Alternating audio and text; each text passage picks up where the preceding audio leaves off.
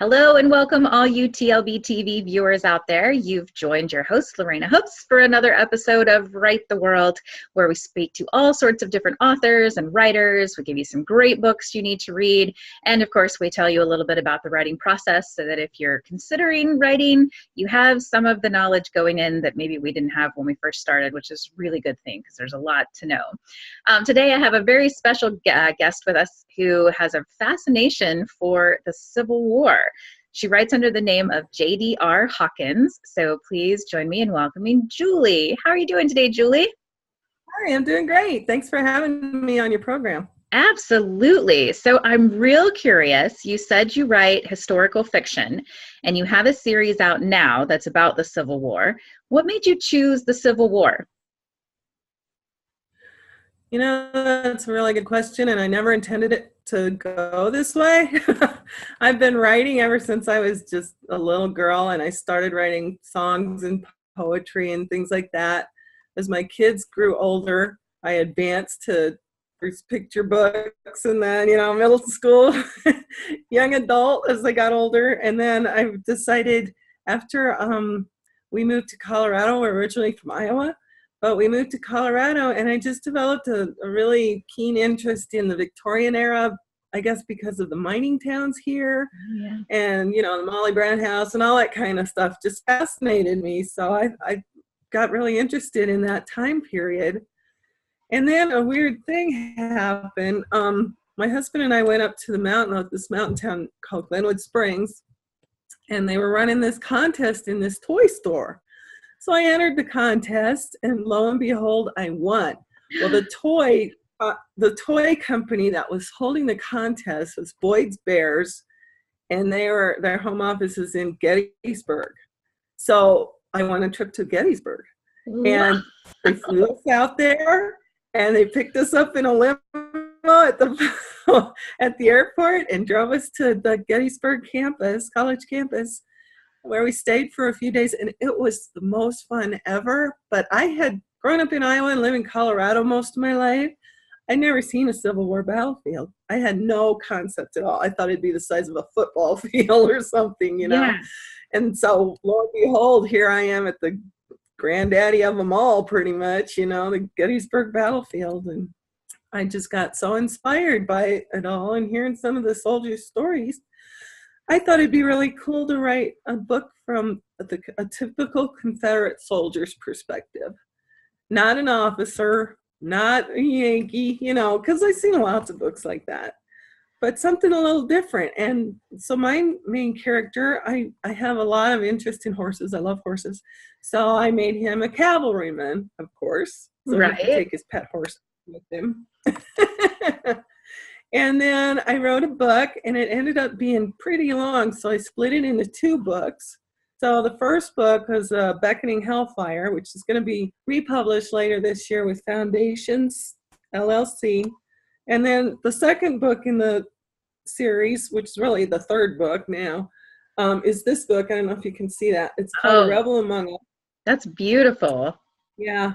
And I'll tell you more about this book in a minute. So that was the second half of the book, actually. And then I went and wrote another sequel, which hasn't been published yet. And then I went back and wrote a prequel. So the prequel takes up right where the Civil War starts, and it goes up to where A Beckoning Hellfire begins. I mean, it's a constant storyline, but each book stands alone by itself. Wow. So, yeah. It kept growing and growing. I guess my characters had a lot more to say about it than I thought originally. It's so true. Sometimes they take over, and then you're like, wait, I wasn't meaning to go this direction. Exactly. You know, because you're a writer too. So yeah, it's kind of, people say, what are you talking about? But no, that's true. They do. They change the whole story, or they'll say something that, oh, that's weird. I never thought of that myself. Right. It just pops in your head. People do. People think we're nuts. They're like, wait, don't you create the characters? And I'm like, yeah.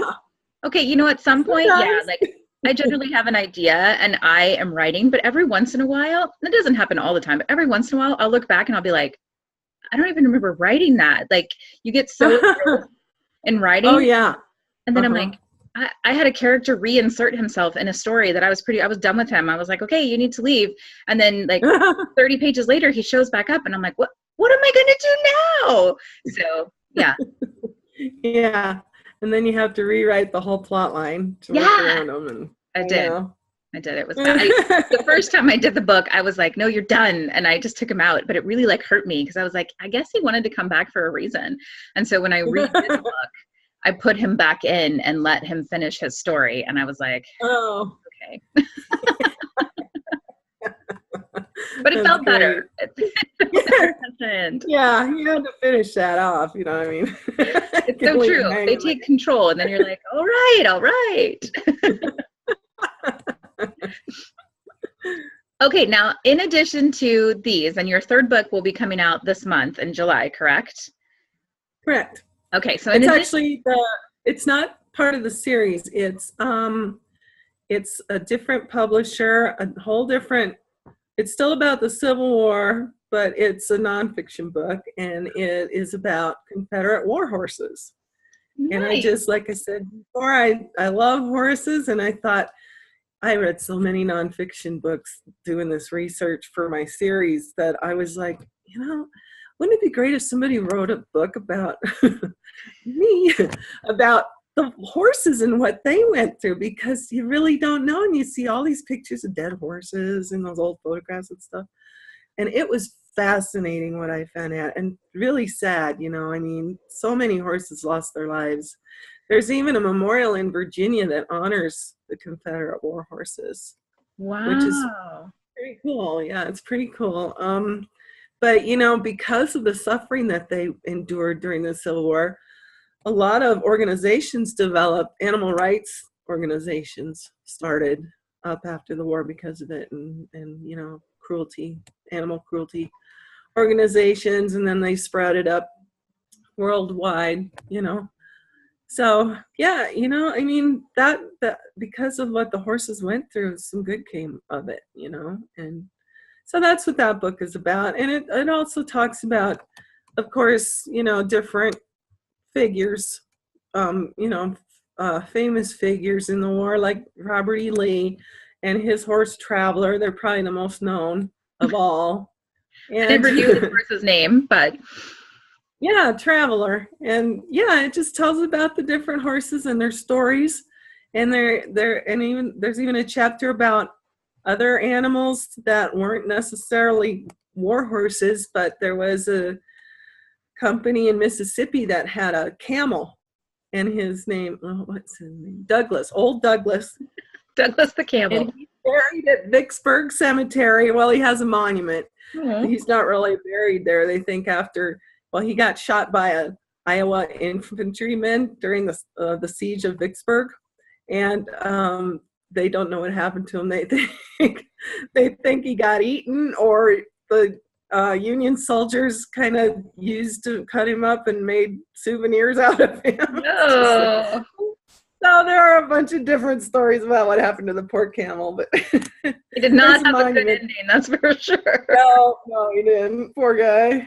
But yeah, it's really interesting too, because the Jefferson Davis, who was the president of the Confederacy, the reluctant president, I should say, he didn't want to be, because he was previously a U.S. senator, and yeah, he was an amazing guy. He was the one who came up with the idea for the Smithsonian Institute in Washington, D.C. That was his brainchild.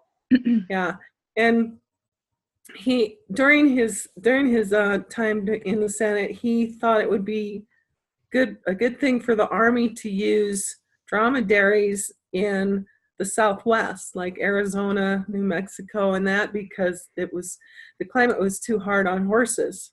Oh. So he had all these camels shipped in, and then some of them ended up in farms and stuff, and that's how the Mississippi Regiment ended up getting this camel. But yeah, supposedly there were still wild camels roaming around in the desert back in the 40s. Wow. Yeah, pretty weird. I never knew that. Yeah. And how strange that all of this got inspired from a trip that you won from a toy store. I mean, that's pretty amazing. I know. Story. Yeah, it's weird. I call it a God thing, because it's just, it's so hard to believe, you know. And another thing too, when I picked my main character, I kind of came up with the name, but then I didn't know where he was going to be from. I knew he'd be from the South somewhere, but I didn't know exactly where. So one day I just sat down and I looked at the map, and I found this teeny tiny little town in Alabama called Ryan's Crossroads. Well, my maiden name is Ryan. Oh my So I God. was like, that's where he's from, right there. He's from Alabama.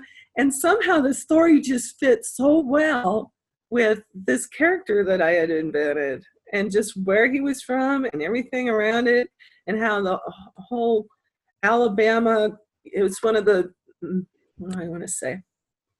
Alabama was one of the states that had the most volunteers in the war. So, you know, the Alabama had one of the highest rates of soldiers enlisting in the Confederate Army.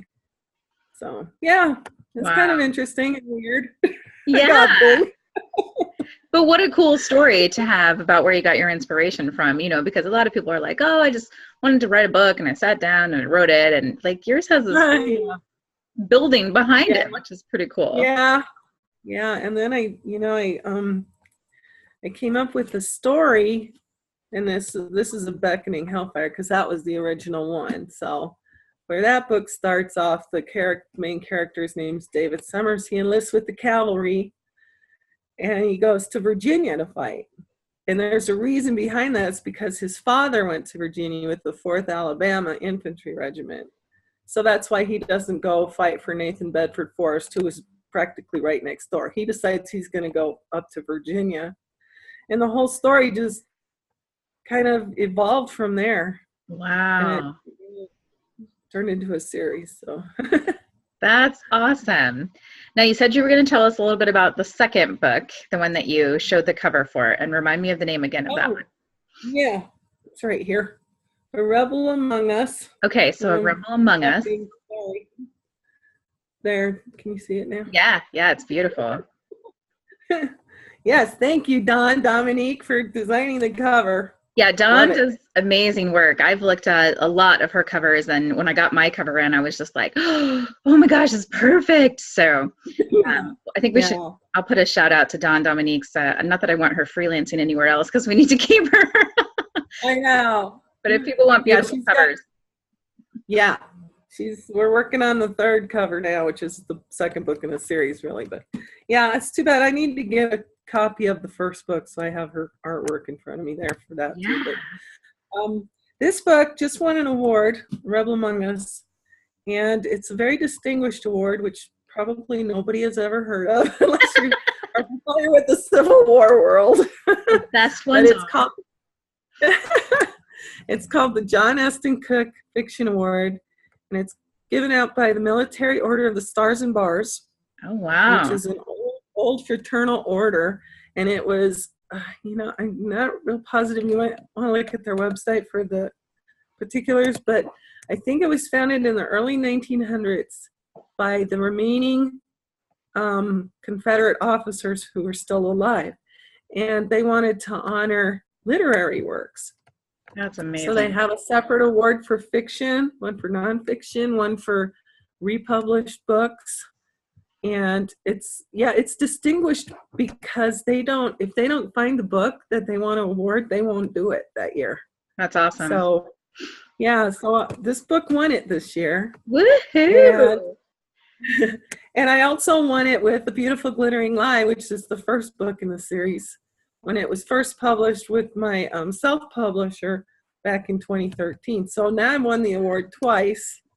And they kind of thought that was cool way back then too, 4 years ago, because that was the first book that they had honored that was self-published. Oh, wow. And now it's published with Foundations. But they still, it's still an award winner, and so that's awesome. I was pretty excited about that, winning it twice, and I'm real proud of this book. Maybe your nonfiction will win it too when it comes out. Wouldn't that be amazing? You could be a 3-time sweeper. Yeah, we'll see. That would be Might awesome. as well shoot for it. Yeah, for sure.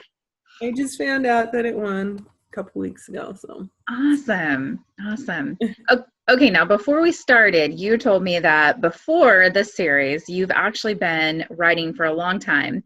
And you wrote like picture books when your kids were young, and then middle grade, and then young adult fiction. So I'm curious, are any of those books going to see the light of day in the future?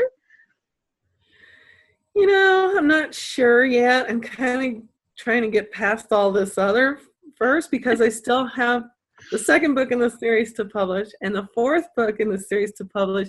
And then I'm probably going to write a fifth book and wrap it all up before I start any more projects. Right. Yeah. But yeah, I could see myself getting some of those children's books published. There are a couple of them that are pretty cute. And I did the artwork for them myself, so that was kind of fun. Oh, wow. So we'll see. Maybe down the road. Maybe I need to talk to you about doing the artwork for my children's books. In my spare time. Right, in your spare time. I know. I have an amazing illustrator, but she's really busy right now too. And I'm like, okay, I'm ready for the pictures to come in so they can publish them. Oh, yeah. Yeah. It's a long wait. It's supposed to be out in September. So, really? I don't know. I mean, I don't have all the pictures in color yet. So I guess it'll kind of depend on when she gets them in. But yeah, we'll see. We'll see how that goes. Yeah. Good luck. Oh my gosh. Yeah. That's exciting. It is exciting. I'm super excited about the series. It's a kid's series, and so this is the second book of the series. I self-published the first one, and I'm really excited to not have to do the formatting, because formatting a kid's book with pictures is not easy. Oh my God. I wouldn't want to do that. My son wrote one too, and he formatted it all himself, and it's like, why? It was daunting. I tried 2 or 3 different versions before I could finally make it work. And I was like, oh my gosh, I was trying like actual children's book templates, and they weren't working. And I was like, I don't know how I'm ever going to get this thing published. Oh. So I'm happy to hand that off to Steve and be like, here, you take care of the formatting. Yeah, no doubt. No doubt. Yeah, Jeremy, my older son, he kind of decided to follow in my footsteps a little bit. So he wrote a really cute children's book, and he did all the artwork himself. I helped him with it. I kind of did background artwork for it. And awesome. Yeah, he self-published it. So, it's cute. And I don't know, I keep telling him he should maybe try and find a legit publisher, because it's just sitting there now. You got to publish, that's all it's doing. And try and get it out there more, because it's got a really cute story and cute little critters that kind of look like Dr. Seuss type. Oh, nice. It's really cute. Yeah, it's a hard, a lot of people think, oh, I wrote a book, I can self-publish it and I'll be good. I don't think the self-publishing part is the hard part. It's everything that comes after, because I agree. It's not that hard to get your book out there, but it's really hard to get people to go find your book. And there's so many books out there. Oh, yeah. Because of the self-publishing industry, it's just, the competition is crazy. Yeah. Kind of a good thing, too, because real talented people can get their work out there and not depend on the big 5 or whatever, and have to try and find an agent and all that, because that's a harrowing process, too. And a lot of times it's just opinion. It is. It is. I mean, there are so many bestsellers I could list off that, that nobody thought they were. J.K. Rowling, I think, was turned down 16 or 20 times before someone picked the Harry Potter series, which blows your mind. You're like, really? I know. Yeah. And that's a blockbuster. And same with Stephen King, and all these great authors have been rejected, and it's like, at least with self-publishing, you can get it out there. And the reason I self-published was just because I was new at it, and I didn't know anything about the book industry. Me too. I thought that was a good way to learn the process, before I started trying to find an agent and embarrassing myself for finding out that my books were very good or whatever. But, now that they've won some awards and stuff, I feel like it's legit. Right? I know, that's so helpful. And even just you know, signing with foundations was kind of like my legit moment too, because I'm like, okay, I have these books out. Everybody who's read them likes them, but you know, I've still, like, I sent out probably 20 to 30 query letters with my first book, and you know, they were Yeah. all rejections, and I was like, okay, maybe it's just me. But that kind of like getting picked up by an actual publisher gives you a little bit of that, you know, back as well. Yeah. Yeah. And it's kind of, I got an interesting backstory about how I came to find foundations too. Yeah. When I had my first book published, my husband was transferred from Colorado down to Memphis. So we moved just south of Memphis into Mississippi. And one day we went to this little museum in Hernando, Mississippi. And this little lady was running it, little old lady. And she says, well, you should call so-and-so and they'll come to your book signing and they'll dress up in their outfits and you know, in their dresses and stuff. And I thought, oh, that'd be really cool. So I called them up and sure enough, they all did. And the guys with their uniforms and everything. And it was a blast. And then they talked me into coming to one of their United Daughters of the Confederacy meetings. So I did. Fun. And yeah, and then I was reluctant at first because, you know, I'd never been living in the South. I didn't know anything about the UDC or anything like that. But yeah, they made me an associate member. So I don't have Confederate ancestors, but I'm still a member of the UDC. And then they talked my husband into joining the Sons of Confederate Veterans. And then they did research and found out that he actually does have an ancestor who fought for the Confederacy. Wow. Which is pretty fascinating when you start doing your research, your ancestry research, what you find out, you know. Yeah. So anyway, that's kind of how that came to be. And then my husband gets the SCV newsletter once a month, and there was an ad in there about a new startup publishing company out of Mississippi called Foundations. And I just kind of kept it on the back burner and didn't really know what to do with it. And, and yeah, I think I got an email or something from somebody about it. And then I decided with the third book, Rebel Among Us, that I didn't want to self-publish it. I wanted to get it out there with further reach. Right. Because self-publishing doesn't do anything for marketing or promotion, really. They stick it on Amazon, that's about it. Yeah. So I contacted Laura, and she loved the idea. She jumped with it, boom, just like that, and picked it up. And then she's like, yeah, and we'll have to publish your others in the series too. So that's what we're doing now. So yeah, that's how I came to find Foundations. That's awesome.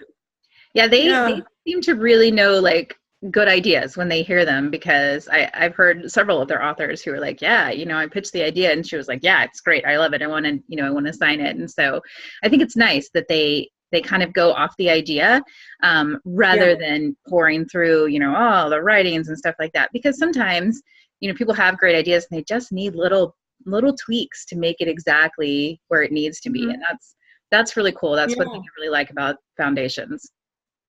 Yeah, and before I contacted them, I was going to have it published through a company called Book Trope, which is just basically an online thing. It was different. It wasn't really considered self-publishing.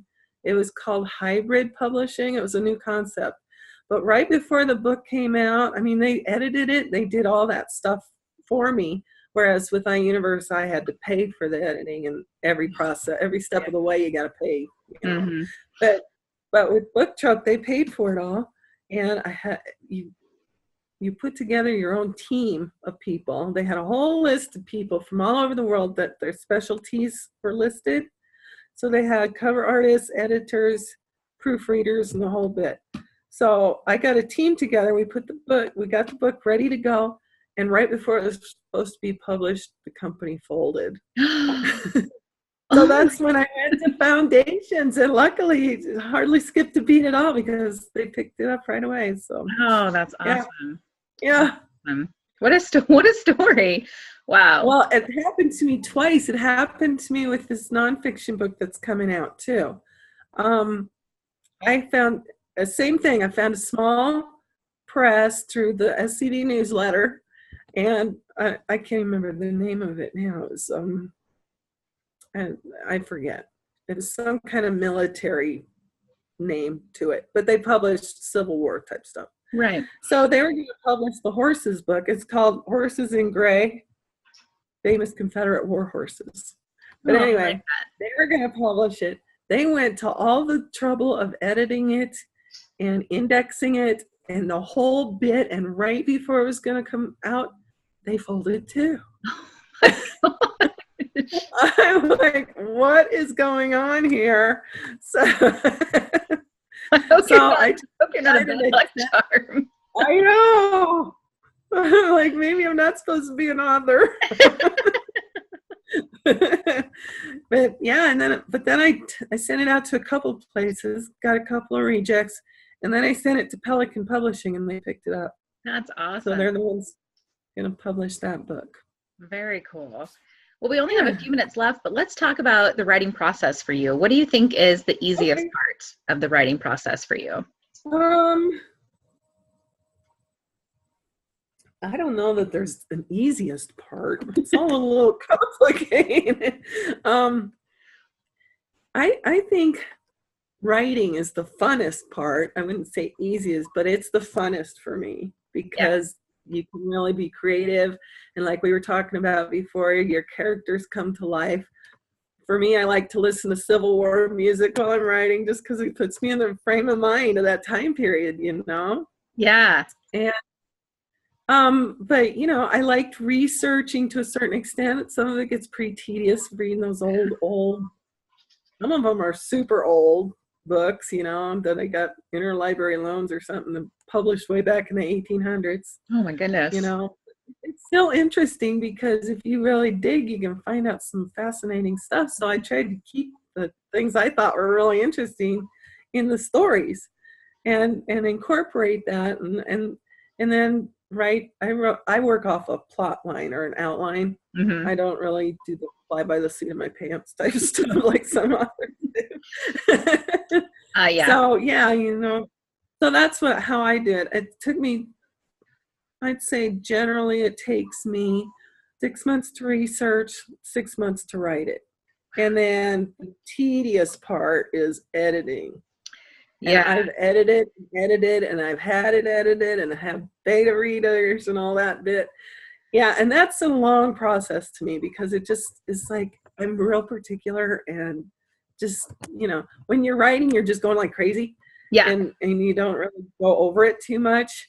And they advise us writers to, once you think you're finished, leave it sit for a few months and then go back to it because you'll see things you missed before. Yeah. And it's like every time I read my books, I find some mistake. I'm done. I don't think we'll ever get them totally perfect because we're human and we all make mistakes, but. Yeah. But then it's with foundations, it's a blast because working with an artist, before on my books, I picked the artists. And they were both famous Civil War artists. So I used their artwork on the covers. But now Dawn's redoing them all, giving them a whole fresh look, and it's just amazing, and I love it. Yeah. I mean, I like the old paintings. I like the old paintings too. I mean, the old covers, they're not that old of paintings. I mean, the artists are still with us and everything. But but you know, they're war scenes, they're battle scenes. Right. Which depicts the books accurately. But the way Dawn does it, she kind of gives it more of a personal feel by putting these faces on the covers and things. Yeah. So I like that.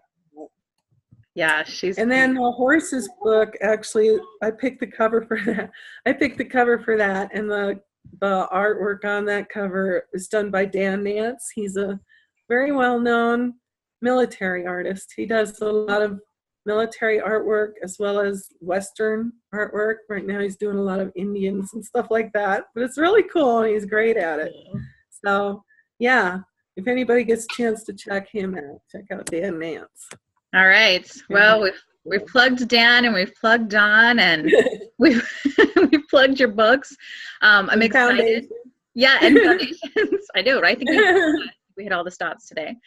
I'm excited to see this third book come out, and I'm super excited to see the new redone covers of your series. And yeah. so much for joining us today. I know all of the Civil War buffs and historical fiction readers will really want to go check out your book. So when you watch this video, there's just going to be an article right above it. Make sure that you read the article because all the links will be in there so that you can follow Julie and you can check out her books. Okay, well, thank you so much for having me on your program again.